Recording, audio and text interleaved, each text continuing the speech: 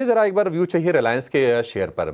रिलायंस में हम देख रहे हैं कि तेजी शुरू हो गई है। 1300 रुपए के हम भाव देख रहे हैं। कल थोड़ी सी हमने इसमें नरमी देखी थी, लेकिन वोलेटाइल सेशन था कल के। अगर हम बात करें तो रिलायंस इस लेवल पर आपको कैसा लग रहा है? और रिलायंस के साथ दो दिग्गजों पर और व्यू दीजिए, वो है एचडीएफसी बैंक और एल&टी। क्या करना है? आपको लगता है कि एक सस्टेन्ड बाइंग यहां से हम देख सकते हैं और निवेश के लिए सही शेयर रहेंगे ये? तो देखिए, हमने जो ट्रेंड देखा है बाजार में, जो लास्ट 7-8 दिन में जो बाजार में तेजी देखने को मिली है, तो एक चीज तो क्लियर है कि जो मोमेंटम बिल्ड हो रहा है वो लार्ज कैप निफ्टी 50 के यूनिवर्स के अंदर हो रहा है।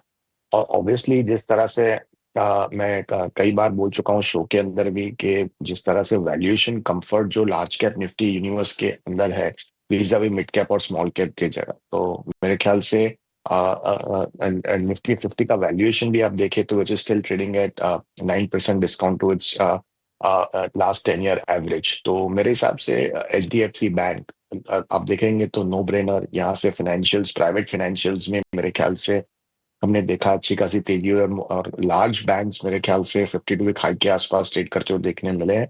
Beat be ICICI bank, be it be Kotak bank, Bajaj finance भी हमने देखा कि लगातार so and only thing is that HDFC bank थोड़ा स्लो रहा है। तो मेरे ख्याल से that is what it's trying to catch up in last few days. तो मेरे ख्याल से प्राइवेट फाइनेंशियल में नो ब्रेनर एचडीएफसी बैंक खरीदने की मेरी राय रहेगी। मुझे लगता है कि अभी भी जो वैल्यूएशन पे ट्रेड हो रहा है तो बहुत ही सस्ते वैल्यूएशन पे ट्रेड हो रहा है। तो I don't think so in last so many years हमने देखा है कि एचडीएफसी ये वैल्यूएशन पे ट्रेड करते हुए देखा। तो मेरे ख्याल से डेफिनेटली एचडीएफसी बैंक एक लेने की मेरी राय रहेगी।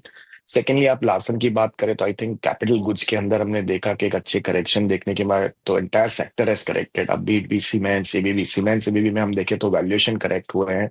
और जिस तरह से जो महंगे वैल्यूएशन पे ट्रेड करते थे तो कहीं ना कहीं अभी उसमें गिरावट आई है। एलएनटी में भी गिरावट आई है, लेकिन आई थिंक थोड़ा रेजिलेंट जरूर रहा है। तो I feel LNT also looks very interesting from this ये लेवल से।